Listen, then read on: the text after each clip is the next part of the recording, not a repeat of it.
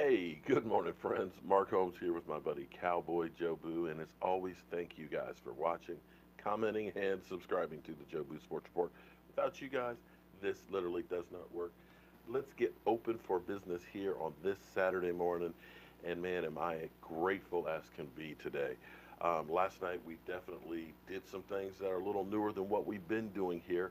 We actually had my man E2 Blue over on one monitor, and we ended up having Foots on the other, and we had a great Dallas Cowboys discussion. I still got a few bugs to get out of the system, but we're getting closer and closer to getting this thing really, really being able to be really good, I think. Um, just, I've got a wire somewhere that I got to change and do differently because E2 could not hear um, Foots. Other than that, everything else is pretty good. Hopefully, you guys like the experience. We had everybody in the house, my Cowboys family, Law Nation, and Cowboys Fan 1980. A lot of people have been telling me about Cowboys Fan 1980 and getting them on, so definitely he sent me an email last night, and we'll get back at you. And so that way we can connect and definitely do a discussion and stuff together. So you asked for it, friends. I do my best to bring it to you.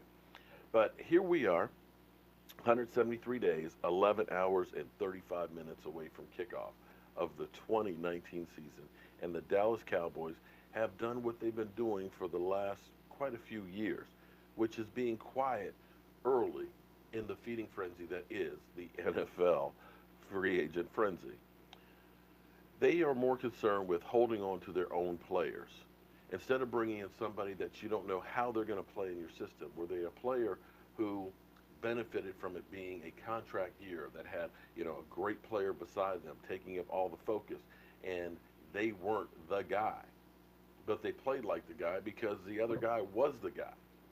But then when you pay him to be the guy, you find out, he really wasn't.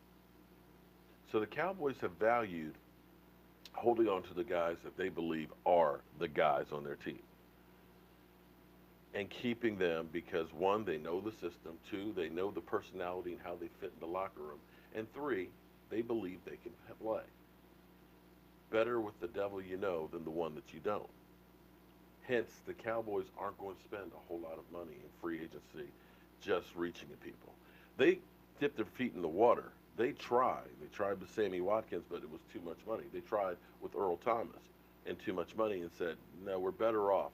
Instead of having one big bullet that if it misses, that grizzly bear is coming back at you.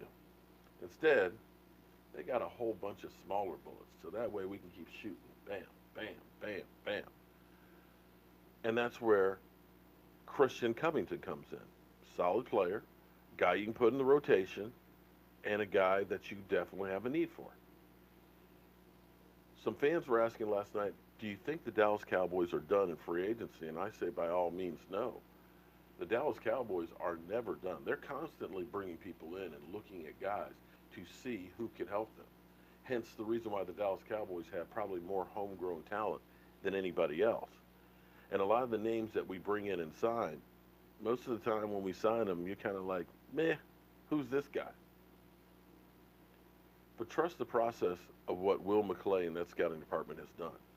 They find the right guys that fit that system, a guy who's undervalued, and they bring him in, they coach him up, and they make really productive players. And understand in football, it's not about having a bunch of great Pro Bowl players on your team. It's about having solid players throughout your team. And that's the philosophy of the Dallas Cowboys.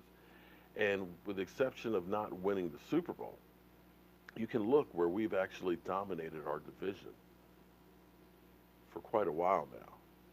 Now, we need to take this next step of beyond our division and get that deep run in the playoffs to the Super Bowl. But I feel like it's coming. And one of those key steps is DeMarcus Lawrence.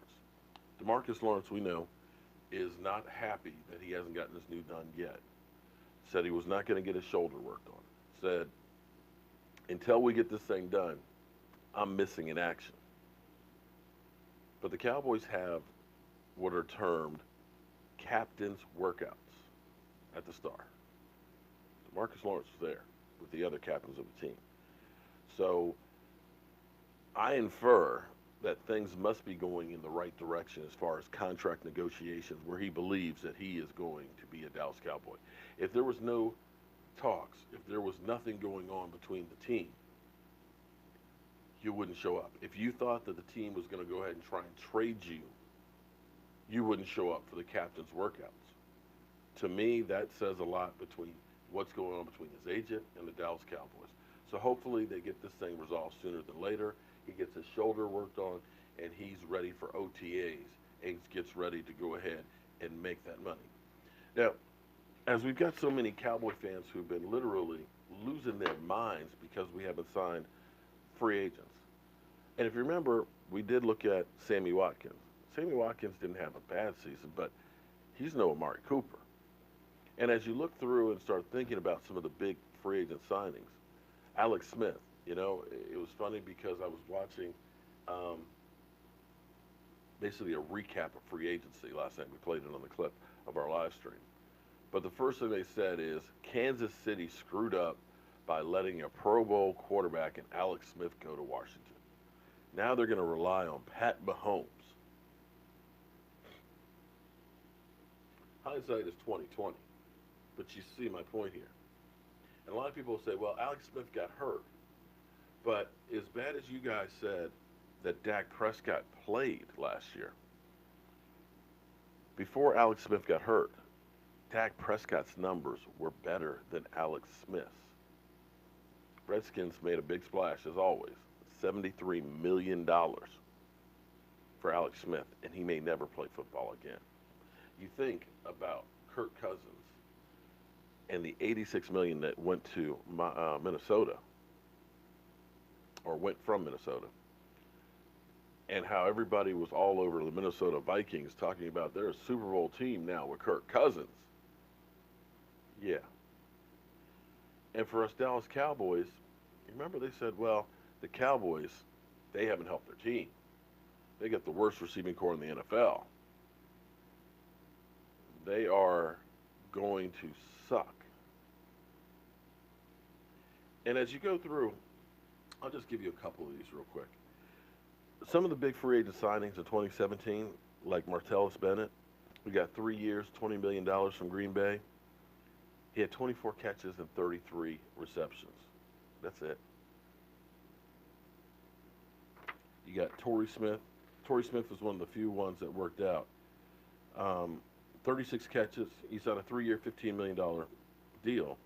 36 catches, 430 yards. And then last year, 17 catches, 190. Is that worth $15 million? Chris Baker, 3 years, $15.8 million. 33 tackles, 2 forced fumbles. I'm sorry, 2 tackles for loss, 3.5 sacks, and he's out of football. Terrell Pryor, Redskins signed him, and everybody's like, oh, man, he's going to be great. Signed a 1-year, $8 million deal, 20 receptions for 240 yards. So as you start going through, Brandon Marshall.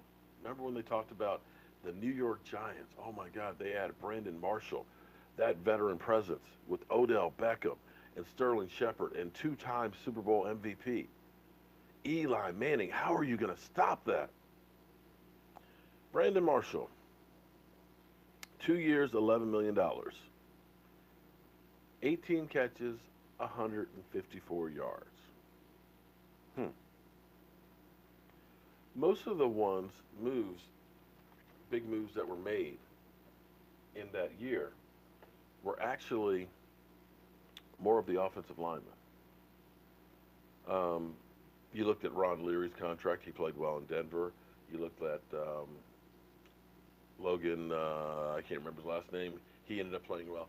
The offensive line is where free agency actually worked. But looking at most of the receivers and the quarterbacks and things like that that have changed teams, hasn't been well. So all you Cowboy fans that are losing your mind that we're not spending a boatload of money, that we're going to just suck because we didn't get that name guy who's on the tail end of their career. It's a little early to be giving up the ship, don't you think? Well, with with that being said, I want to thank everybody for all the support.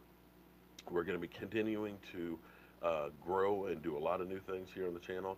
We're going to start doing some more giveaways. The shirt is on its way to Tucson, Arizona with Joseph Hartley. It'll get there by Wednesday. And unfortunately, time was running short on that, so I'm not going to be able to get it around as far as I'd like to, because 2 weeks from now is when Dak is actually going to be here. So got to get it back here so that we can get it going. But the back of it is, excuse me, the front of it's covered, and they're actually signing it now on the back. So shout out to everybody who's been part of it. Kathy Green, Tever Collins, I'll make sure I get you guys' name on it as well. But as always, friends, I want to thank you guys for watching, commenting, and subscribing to the Joe Boo Sports Report. I got to get to my day job. I'll see you soon.